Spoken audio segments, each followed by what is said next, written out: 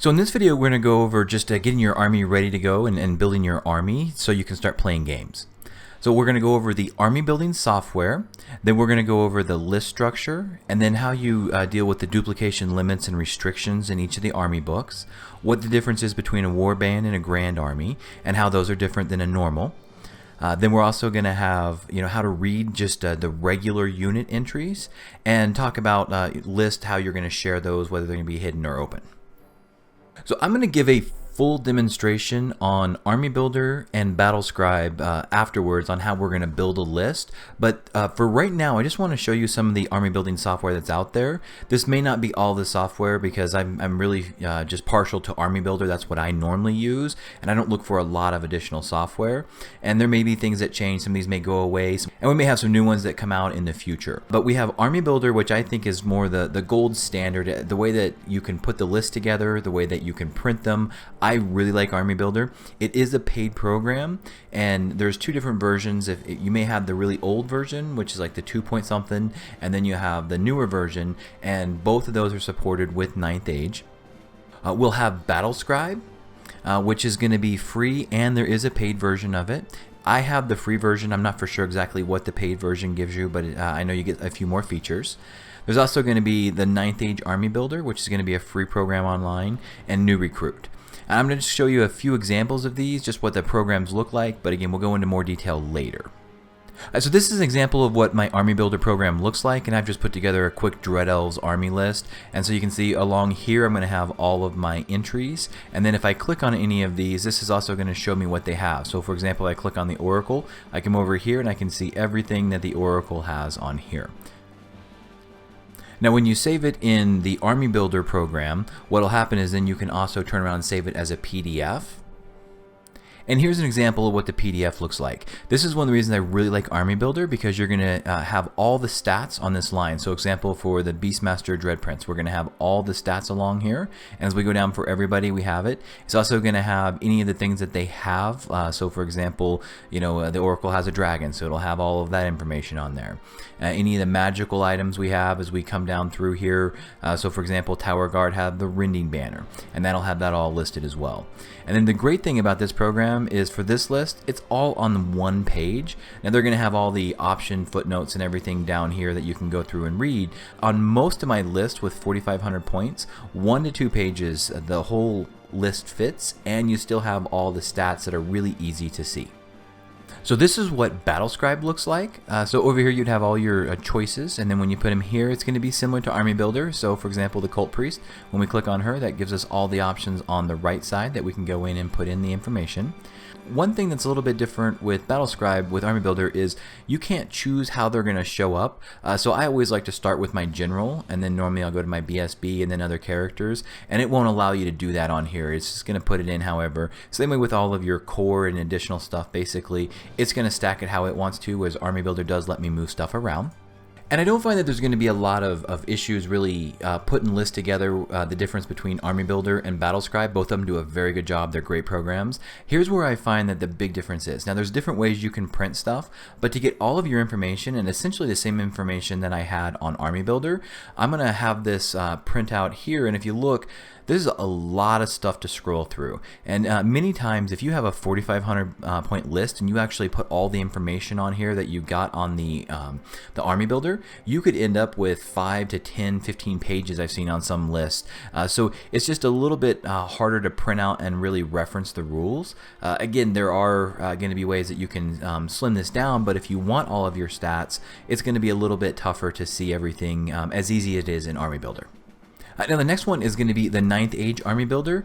This one's going to do a printout that's going to be similar to how it looks in your army book. So it's got all their stats there. It's got a lot of graphics. This is a really cool program. I personally haven't done anything with it, but I've seen some people that build lists on it, and I do like the way that they look. Again, they're just not going to be quite as compact as the one that I use, so that's why I'm not using this program, and I don't have an account with them, so I can't really show you how it works. Definitely check this out if you like a little bit of graphics, a little bit of color, and you don't mind having a couple of pages of printouts. And the last one I was talking about is New Recruit. This is a newer program, and I know they're working out some bugs. I think that's something that they're going to have a lot more options on this, because I think currently once you put a unit in, you can't remove the unit.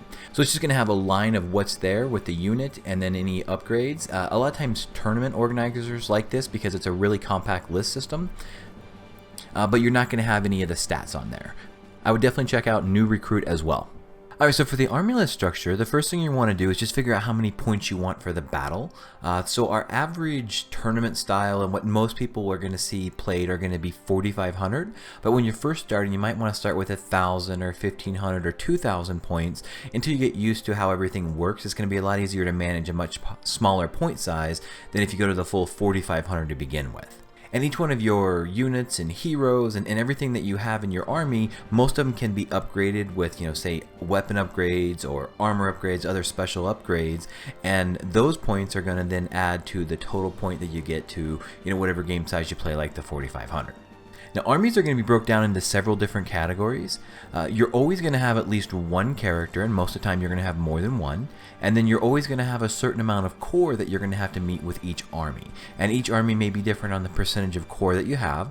You'll also have special that you can choose from. And then each army is going to have its own specific categories that they're going to have limits on how much you can have in those categories. This is done to keep everything balanced, because if they don't, what would happen is, say you wanted to do an all-shooting army, it can be a little bit overpowered if everything in your army shoots. So 9th Age has taken a lot of time to really balance everything, so you can still have a lot of the fun stuff you want in an army, but stuff doesn't go over the top to where other armies have no way to deal with it. Alright, so there are some units that are going to belong to more than one army category. They may be in their basic core category, but then automatically in a different category. So the important thing to remember here is, say that unit is 500 points. That 500 points is only going to go towards your total army points once, but then they could take up points in two different categories for your both your minimum and your maximums. There are some units, so for example, some of these core units that don't start with shooting, but then end up, you can upgrade to a shooting weapon. That may be one where they would count as core, but if you give them the shooting weapon, then they actually end up in one of the other special categories for that army. Now, another thing that you'll see occasionally is when you have to split the cost between categories. Now, this is going to be mostly seen when we're talking about characters and they have mounts. It can be other times, but say you have a lord who is going to be a 250 point lord, and then they're riding a 500 point dragon. So what will happen a lot of times is that 250 point lord is going to go towards the character option, whereas that 500 point dragon is going to go towards the beast or monsters option. Now when that happens, you're also going to see that dragon will a lot of times also go towards the character. What will happen is the total character points would be 750, 250 for the lord and then 500 for the dragon, but then the dragon's points, which is going to be the 500, would go towards the beast and monsters. So when you're looking through your army book and you're trying to figure out what you can take, other than the points restrictions, you're sometimes going to have duplication limits and restrictions. So for that, if you see something that's a 0 to X, and I'm going to use a 0 to 2 items per army, what that's saying is you can have 0 and up to 2 of those per army.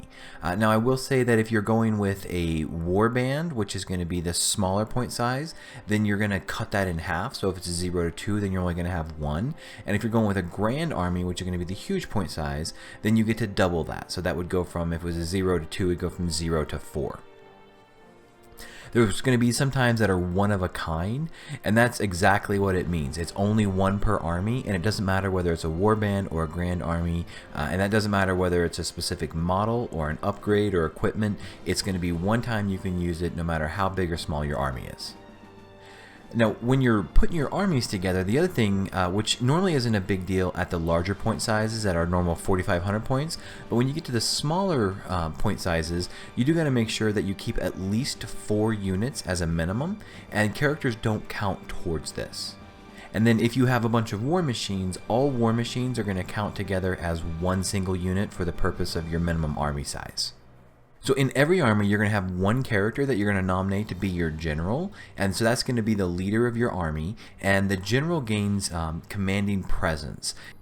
So with commanding presence, that just means that for units within 12 inches of the general, they're going to be able to use his discipline instead of their own. So earlier I was talking about the different sizes. So the war bands are the small sizes, and that's when we have armies of 3,000 points or less. And with that, then the minimum army size is going to be decreased to 3 units instead of the 4 that we were talking about.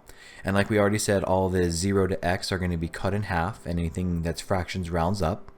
And the other thing is we're going to cut the board in half. So you're really going to be on a 3-foot by 4-foot board instead of a 6-foot by 4-foot board. Now the converse to that is if you go with a grand army, now you're going to be talking 8,000 points or more. And then with that, again, all of the 0 to X get to be doubled. And then with this, there's really no set board size because we don't know how big it's going to be. You can say that if you're playing 8,000 points, it's going to start getting a little bit crowded on a 4x6. Might be an option. I would probably do the 4x8. And then as you get bigger, sometimes we've had some really massive battles, and you might put several tables together, make it make sense for whatever you guys are doing for the point size. Alright, so how to read the unit entries. This can be a little bit difficult when you're first starting to look at a rule book and you've never seen something like this. And so what I put here is really the 13 things that you're going to be able to pull out of the units, and not every unit is going to have all of these. What I'm going to do is pull up some examples, and we'll go through this in real world experience. So I just want to show you how each one of your army entries are going to be represented, and the things that can basically explain what they are and how they do things. So what I'm going to show you first is where you're going to find the army organization and then your minimum and maximums. So this is for the dwarven holds, and you'll see for the dwarven holds we're going to have characters at a max of 40%. Your core needs to be at least 25%. There's going to be no special limit. For Clans Thunder, we're going to have a max of 35%, and for Engines of War, we're going to have 20%. So what we're doing here is making sure that everything isn't going to be all shooting with the dwarves, because that's one of the things that how they can be abused. So they're going to max out on how much of the Clans Thunder and the Engines of War that they're going to have. Alright, so what I want to do is break down how we're going to look at each unit, and I went down to just one of the core units, which is going to be the Greybeards, and we're going to have the top part here, which is going to be your header. Then we're going to have the unit profile, which is going to be down here. And then all of these are going to be the options for the dwarves. And so what I want to do is let's go ahead and start with the header. And the first thing we have is going to be the unit name. So we're going to be talking Greybeards here. Then the next thing we're going to have is army category, and if you don't know what this army category is by the image, what you're going to want to do is just go back up where I had all the categories on the very first part of this slide, and you can see what these reference. Next we're going to have the unit size. So if you can see here, we're going to have 10 models and then may add up to 20 additional models. So what we're saying is the minimum we can have for these guys is going to be 10, but we could end up with 30 models for Greybeards. And what we're going to have is a starting point of 175, and that's going to get us the 10 models at 175. However, for every model above the 10, now they're going to cost 20 points a model. And again, that's up to the 30. Alright, if you see a flag right here, then what that's going to mean is the unit is scoring. This one doesn't have it, but sometimes there's going to be a unit cap right below this. And I'll get to one that does have it. And that's going to say you can only have X amount of units in the army. So over here, we're going to have the model specifications. So here for the height, we're going to show that this one's standard. You could have large or gigantic. For the type, we're going to have infantry because these guys are on foot, but again, we could have cavalry, we could have a lot of different types of units. And then the base size is going to be here, and so this one's going to be 20 by 20. So I've already talked about the characteristic profiles in another video, but that's going to be everything here. So that's going to have our global, our defensive, and our offensive. And if this was going to be something that was a multi-part model, then we may have we'll have additional ones in here as well. Say if it was a mount and then a rider.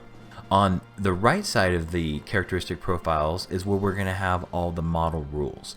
So for example, these guys are going to be fearless, scoring, and then seen it all is going to be a dwarf special rule. They do have the seen it all down here. So if we come down here, we can see that seen it all, it's a universal rule for Greybeards, and it basically says friendly units within 6 inches of a non-fleeing Greybeard unit may reroll failed panic test. And then we're also going to see down here that they automatically come with heavy armor and shield wall. Again, another dwarf special rule. And then down here they're going to be sturdy, which is again another dwarf rule. All right, so when we go through options, the first thing that I want to talk about is the lower one, and that's going to be your command group options. So with most units, not with all, but with most, you can have a champion, musician, standard bearer, and if it's a standard bearer, it may take a runic standard. Now, runic standards are going to be dwarven specific standards, whereas it may just say it may take a standard for normal armies. However, some units may not be able to take a standard bearer or a musician, or they may not be able to take a champion, or if they're able to take a standard bearer, they may not be able to take any sort of magical standard. Then we're going to have the other options up here, and so with some of these you're going to see restricted options and some are going to be unrestricted. And what I mean by that is sometimes you're going to see something that says one choice only. You can have either this one or this one, and some of them you could have multiple choices. So for example, with these graybeards, they can take a shield, they can also take throwing weapons, and they can take a great weapon, and they're not saying that you can't take, if you take one, you can't take another one. Now they are saying up here that a single unit of clan warriors or graybeards may take Vanguard. So only one of these in the entire army are going to be able to upgrade to the Vanguard. And you'll see at the end of the Vanguard we're going to have a little asterisk. And if we come down here, you'll be able to see what that says. And this says 0 to 20 models per unit. So it's saying yes, you can Vanguard, but you don't get to take a 30-man unit of graybeards and Vanguard them up. All right, let's just go ahead and do one more here. So with this, we're going to see that there's a little bit of changes. So these clan marksmen are in two categories because we're going to be in the core category and we're going to be in the clan's thunder category here. So what we're saying is any points that happen with this are going to satisfy our minimum for our core, and they're also going to go towards our maximum for their clan's thunder. If we had, again, a 500 point unit of these, then it would only go towards our total points once. And when we look at the total points, that's 200, but that's going to be for 10 models. And then they can add up to 15 models for 19 points a model. And down here you'll see too, this unit counts both towards core and clan's thunder. So they're mentioning that, you know, right below these pictures.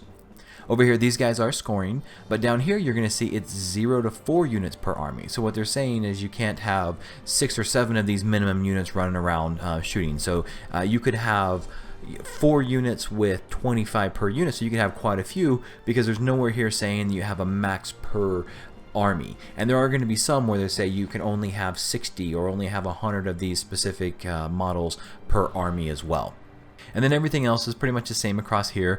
So as we come down here, we're going to have our model rules, and the one that I want to point out is crossbow 4+. And when we're talking about shooting weapons, they're always going to say what the weapon's going to hit on without any modifications. Now as we come down, I was talking about restricted items before, and this is example right here. So it says may one choice only take great weapon, or may replace crossbow 4+ with guild crafted handgun 4+. So we can choose one or the other of these, and these are going to take basically an additional 4 points per model to add either one of these. Now over here though, we can still, if we do either one of these, we can still add a shield. And down here we're still going to be able to have champion, musician, standard bearer. And then if you look here, it says may take runic standard, but there's again another asterisk here. So if we come down and look, it says units without guild crafted handguns only. So what we're saying is, yes, we could have a runic standard, but if we upgrade them with the handgun option, then we no longer get the option for the runic standard. Now that we went through standard infantry entries, what I want to do is just go over one that may be a little more complicated. So I'm going to go back down to the bottom of the dwarf book and talk about their engines of war. So essentially this is going to be their war machines, and you'll see, you know, at the top we're going to have height as standard, construct, and base is 60 mil round.